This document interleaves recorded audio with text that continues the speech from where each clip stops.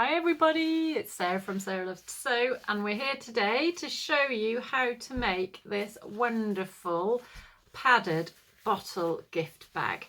So this is perfect for gifting wine bottles or whiskey or gin or anything else. It's padded, so it's got the wadding in there, and it just gives it that more luxurious feel.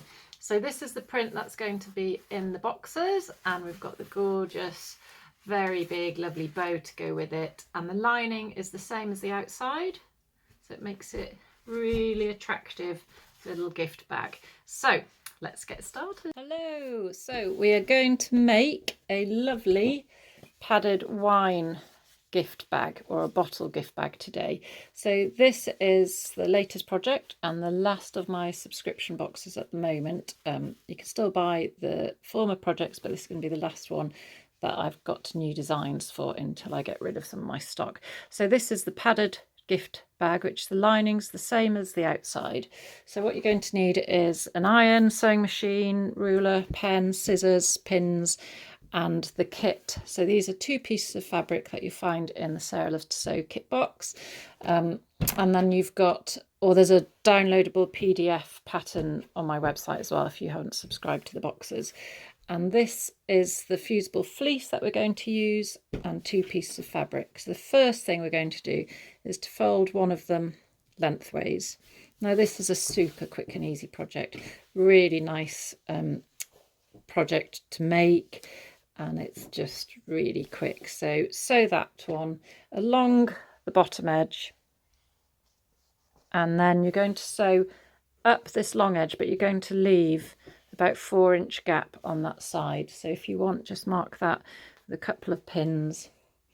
So you will back tack to secure those. So it's along there, stop, secure, start again, secure with back tack, and up to the edge. So you're going to sew that one like that. And then the other piece that we've got, we're going to iron on the interfacing. So you can just put the glue side down onto that print, and if you line up the top, you find that this is just a bit bigger, so it'll need a trim because this was just cut off the roll. So iron it on that side, or if you want to put an ironing cloth over there, iron it on with a hot steamy iron and then trim off that little bit of extra. Okay, let's do that.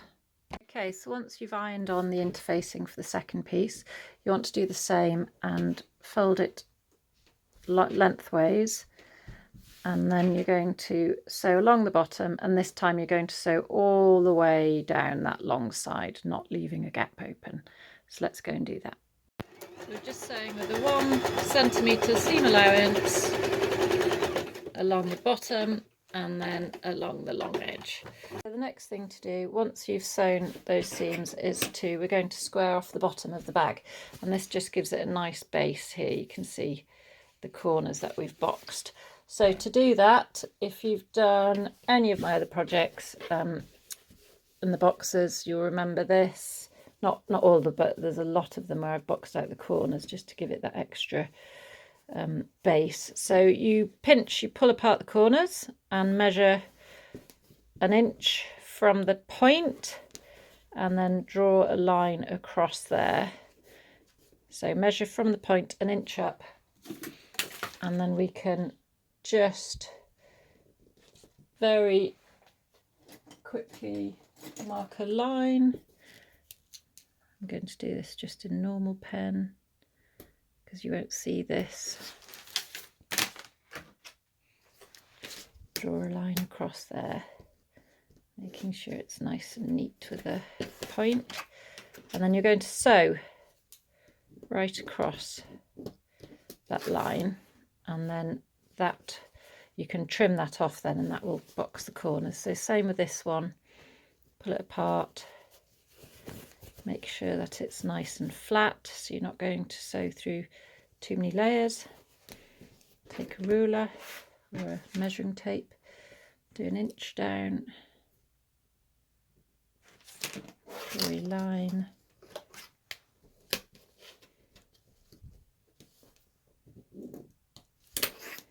double checking that's slightly a little bit squiffy there.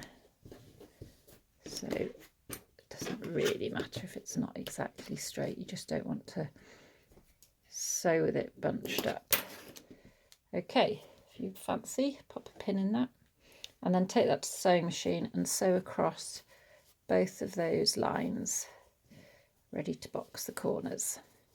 And then once you've done it on the lining, you're also going to do it on the padded one.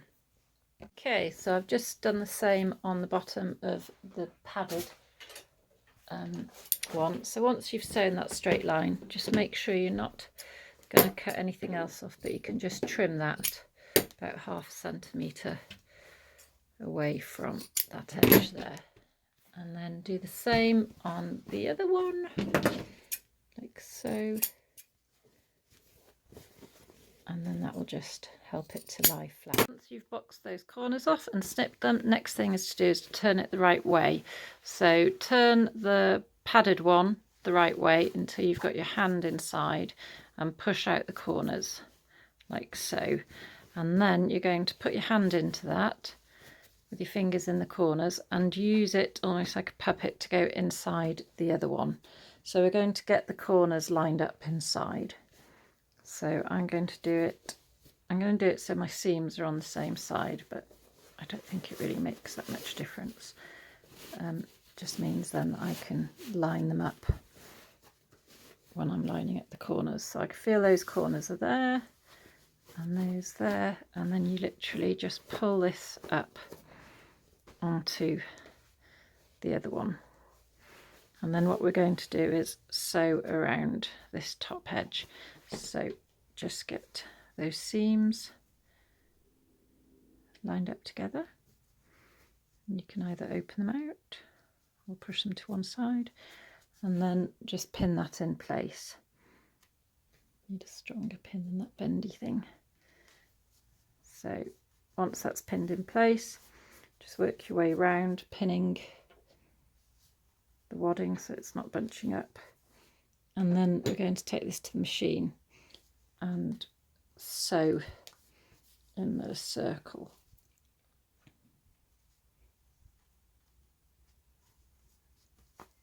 Okay, I can take that to the machine and sew all the way around the outside. So if you've got the option of taking away this section of the sewing machine, it's much easier to sew without it on if you're going to go around. So you just want to pop that, it's like a stocking almost, isn't it, the bag over there, and do it, make sure that you've got both layers in, so about 1.5 centimetres, and don't do what I've done and put the pins on the inside. So just make sure that the pins are clear and you're sewing with a nice steady line. I'm going to have to take the pins out as I go along from underneath. And just sew all the way around.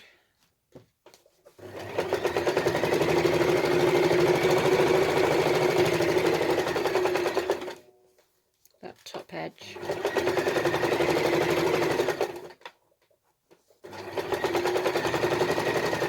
Until you get back to the start.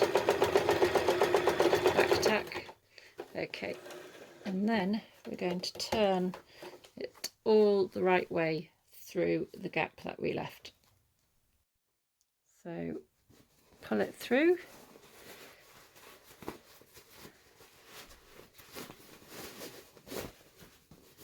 And through again.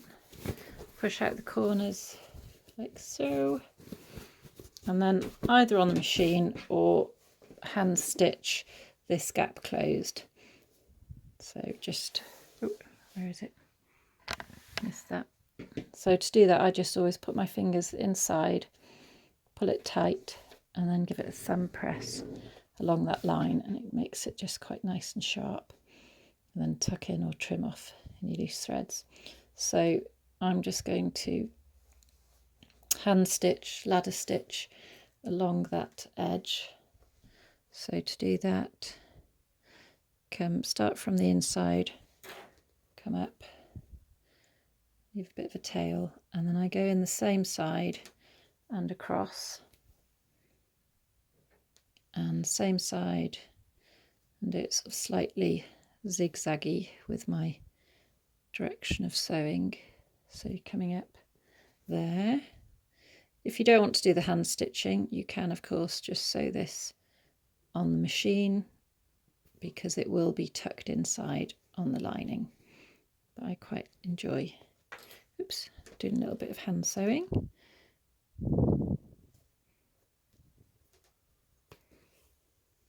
Like so. So you're going to do that all the way along that gap, and then you can tuck it in and we'll get the bow ready. Okay, so we've sewn that up, and then the last thing to do is just to push that inside and make sure the corners are in there. So you've got a nice base for a bottle, and then just straighten out the top, and there's your lovely padded bag ready. So we have got a bottle of wine, just slide it in, and then you can get your piece of ribbon and put it around the bottleneck. Get nice even strips, pull it nice and tight, make one lovely bow, all ready, making sure those are nice and even. All ready to gift. Well done you. Congratulations on finishing your project. If you enjoyed sewing this, then do look at sarahlovestosew.co.uk for more easy quick projects to make. There's project kits there and there's downloadable PDFs. So sarahlovestosew.co.uk, and happy sewing. I'm sure you'll be making more of these now. Bye.